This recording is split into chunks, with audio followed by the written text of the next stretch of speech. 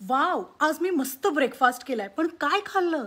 काही पदार्थ सकाळच्या ब्रेकफास्टमध्ये चुकूनही खाऊ नका, कारण सकाळचा नाश्ता आपल्या शरीराला दिवसभराच्या कामासाठी ऊर्जा देतो. आणि सकाळचा नाश्ता फक्त पोट भरण्यासाठी बिलकुल करू नका. तर जे काही खाल्लंय त्यातून सगळं पोषक तत्व मिळायला हवीत. नाश्त्यामध्ये भरपूर पदार्थ खाणं हा आपल्या आरोग्यासाठी धोकादायक ठरू शकतं. त्यामुळे थोडं थांबा.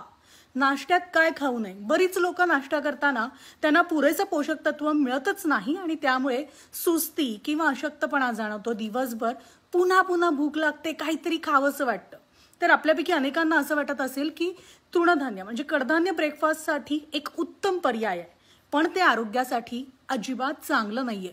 कारण ते प्रक्रिया केलेले असतात आणि त्यात फार कमी प्रमाणात संपूर्ण धान्य मिळतं. साखरेचं प्रमाण सुद्धा अधिक असतं आणि ज्यामुळे लठ्ठपणा, हृदयविकार तसंच मधुमेहाचा धोका वाढू शकतो. नाश्त्यात दही खाणाऱ्यांपैकी तुम्ही एक आहात का?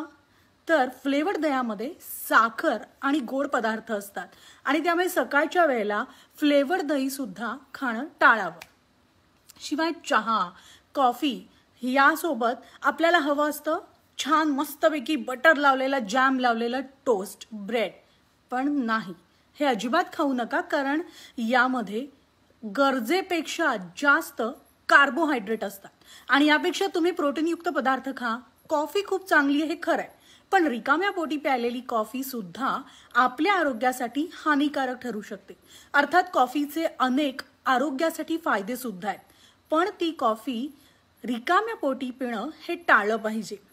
त्यासोबत तुम्ही नाश्त्यानंतर ही कॉफी खरं तर पिऊ शकता. एकूणच काय, तर आपल्या नाश्त्यामध्ये डोनट्स, ग्रॅनोला बार, मफिन्स, पॅनकेक्स, छान वाटतंय ना ऐकायला, यासारख्या गोड पदार्थांचा आणि फळांच्या ज्यूसचा समावेश आवर्जून टाळावा.